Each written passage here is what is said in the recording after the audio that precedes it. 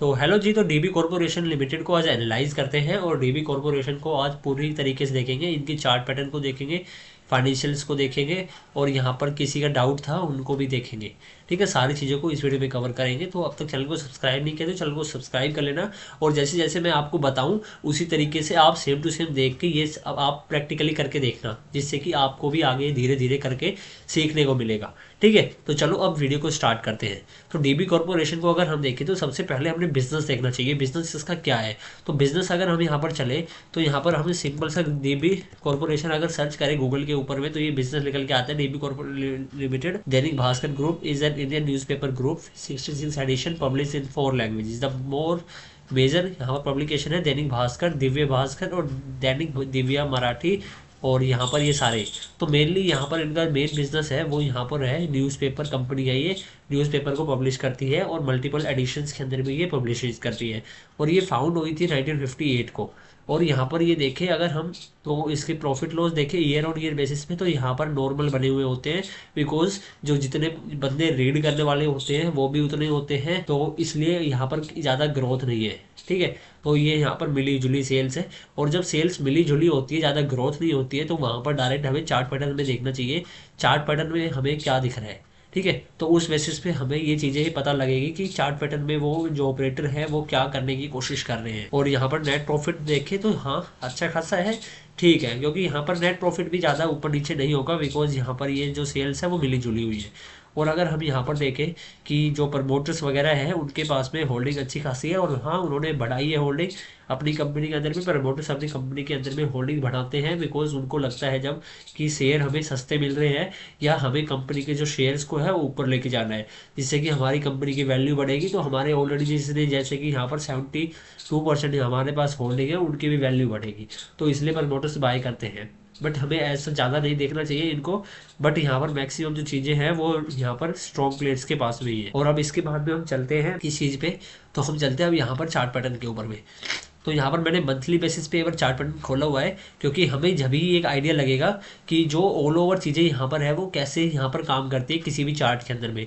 तो हम पहले मंथली देखेंगे, फिर उसके बाद में आगे देखेंगे। तो मंथली अगर हम यहाँ पर चार्ट देखें तो ये है कि हम यहाँ पर मार्क कर लेते हैं, एक बार फटाफट में मार्क करता हूँ। तो हम यहाँ पर देखें तो यहाँ पर हम मार्क करते हैं, एक तो यहाँ से अगर देखें यहाँ, उसके बाद में यहाँ, और फिर उसके बाद में यहाँ से चला, और फिर यहाँ पर गिरावट रुकी, उसके बाद में यहाँ पर इसने गिरावट रोकी, उसके बाद में कहाँ पर रुकी, फिर ये दोबारा यहाँ पे चलने लग गया, और उसके बाद में ये फिर से नीचे आया। तो हमें इससे क्या पता लगता है, हमें इससे ये पता लगता है कि जो ये चीजें हैं, पहले ऑपरेटर ने यहाँ से नीचे से बिल्कुल 3 बार हाई बनाया, उसके बाद में लगातार गिरावट करी, और ये लगातार गिरावट करी कितने दिनों के अंदर यहाँ पर गिरावट करी, यहाँ पर कुछ यहाँ पर 2862 दिन हो गए, मतलब कि यहाँ पर 7 से 8 साल यहाँ पर ऑपरेटर ने लगा दिए हैं, और यहाँ पर दोबारा जो हाई प्राइस था वहां तक टच भी नहीं किया है अभी तक।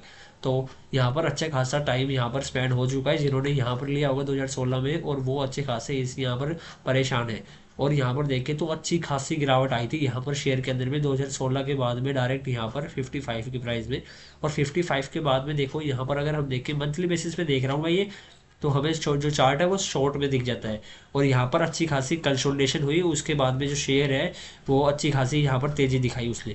उसके बाद में ये फिर से नीचे आया, और फिर से नीचे आने के बाद में यहाँ पर ये फिर से जाने की कोशिश कर रहा है नीचे की साइड में, बट मेरे हिसाब से ये भी नीचे नहीं जाएगा, बिकॉज ये यहाँ पर ये जिसने भी यहाँ पर पैसा फंसा हुआ है वो वहाँ तक दोबारा शेयर प्राइस को लेके जाता है। तो हम यहाँ पर ये शेयर यहाँ पर चलने के लिए तैयार है। ठीक है, और अब यहाँ पर हम देखेंगे 1 डे टाइम फ्रेम पे। तो 1 डे टाइम फ्रेम पे अगर हम देखते हैं तो हमें क्लैरिटी मिलेगी। मैं एक बार इन ड्रॉइंग्स को रिमूव कर लेता हूँ, तो हम यहाँ पर देखें तो ये पैटर्न मैं यूज़ करता हूँ, यहाँ पर मैं मार्क कर लेता हूँ एक बार।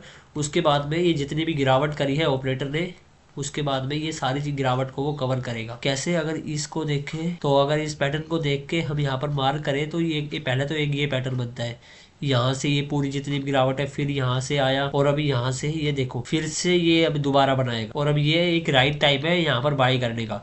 अगर आप यहाँ पर बाय करते हो तो ये 369 का यहाँ पर आप होल्ड कर सकते हो, यहाँ तक आप, यहाँ तक मतलब कि टारगेट जाने की यहाँ पर प्रोबेबिलिटी है, यहाँ पर कोई फिक्स नहीं होता, बट एक प्रोबेबिलिटी का अंदाजा लगा सकते हैं, यहाँ पर जा सकता है। ठीक है, अब उसके बाद में अगर हम देखें तो अगर आप ये कहते हो कि हमें और भी ऊपर तक लेके जाना है तो आप होल्ड मत करना मेरे हिसाब से। ठीक है, होल्ड करना ही बता और ऊपर तक, तो आप यहाँ पर कितना यहाँ पर लेके चल सकते हो। अगर हम और भी यहाँ पर पास में देखें, वो तो बहुत पहले का अगर हम देख लिया वो चार्ट पैटर्न, तो यहाँ पर अगर हम देखते हैं कि ये हो गया यहाँ पर, और उसके बाद में इसको अगर मार्क करते हैं, यहाँ पर भी कंसोलिडेशन हुई, यहाँ पर, यहाँ पर, यहाँ पर, और अगर ये फिर यहाँ पर फिर से जाएगा तो ये ऑन एन एवरेज यहाँ से जहाँ से लुढ़का था तो इतनी गिरावट कवर करेगा। मैं इसको मेजर करता हूँ नीचे से एक बार और इसको रिमूव कर लेते हैं। और अब यहाँ पर देखें तो जो इसका टारगेट निकल के आता है 380 का निकल के आता है। और एक भाई ने मेरे से पूछा था क्या कि जो यहाँ पर है भाई, मैंने काफ़ी बार कहा था उसको, तो ये बोला कि 300 क्रॉस करेगा या नहीं करेगा 2 महीने के अंदर में, 2-3 महीने के अंदर में। तो 2-3 महीने के अंदर में तो भाई मैं यहाँ पर आपको कुछ भी नहीं कह सकता, बिकॉज यहाँ पर जो मार्केट में होती है जो टाइम पीरियड का भाई कोई भी एग्जैक्ट यहाँ पर नहीं बता सकता। बट मेरे को जितना लगता है, क्योंकि यहाँ पर अच्छी खासी 1 साल के समथिंग यहाँ पर होने जा रहा है शेयर के अंदर में, और ये सेम रेंज के अंदर में घूम रहा है, या तो ये ऊपर निकलेगा या थोड़ा नीचे आएगा। बट यहाँ पर ये जो चार्ट पैटर्न बना हुआ है उसको ये कवर करने के लिए 300 इजीली टच कर सकता है। 300 यहाँ पर कहाँ पर आता है, 300 यहाँ पर, हाँ तो यहाँ पर ये टच कर सकता है। 300 का कोई ये बीच का कोई यहाँ पर प्राइस नहीं है, ये यहाँ तक टच कर सकता है 380.05 तक का, और यहाँ पर ये 33% का गेन निकल के आता है। और अब यहाँ से अगर हम नीचे से पढ़ के निकालते हैं इसको, एक बार नीचे लेके चलता हूँ मैं करंट प्राइस के हिसाब से, तो 47% का गेन है। तो यहाँ पर 47% का गेन आने के लिए यहाँ पर हम देख सकते हैं कि ये ऑलरेडी यहाँ से अच्छा खासा करेक्ट है और यहाँ के बाद में नीचे भी आया। और उसके बाद में अगर देखें तो यहाँ पर मार्केट के अंदर में अब ये बुल रन आने वाला है और बुल रन की धीरे धीरे स्टार्टिंग भी हो रही है, तो ये 300 तो इजीली टच करेगा। और इसका जो टारगेट निकल के आता है 380 का टारगेट निकल के आता है। बट आप 300 तक यहाँ पर इसको बेच के निकल जाना जिसके पास में है होल्डिंग्स। ठीक है, आप अच्छी खासी कंपनियां काफ़ी सारी मिलेगी, उनके अंदर में बाय करो और वहाँ पर आप पैसा अच्छा खासा बनाओ।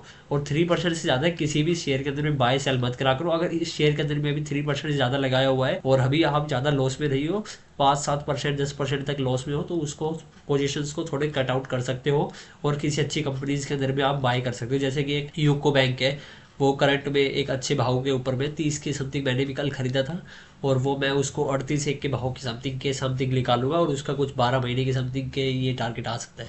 चलो वो तो आपके ऊपर भी डिसीजन है, पैसा आपका बनेगा, पैसा आपका जाएगा, तो डिसीजन अपने आप से लेना। मैंने तो आपको ये सारी चीज़ें बता दी है। और ये प्रमोटर्स होल्डिंग वगैरह यहाँ पर ज़्यादा मत देखा करो भाई, मैं कितनी बार बताऊँ यार आपको, तो प्लीज़ यार मत देखा करो ज़्यादा। ठीक है, वैसे अच्छी बात होती है प्रमोटर्स की होल्डिंग बढ़ती है। ठीक है, तो मिलते हैं नेक्स्ट वीडियो में, तब तक के लिए आप अपने डाउट्स पूछ सकते हो मुझसे।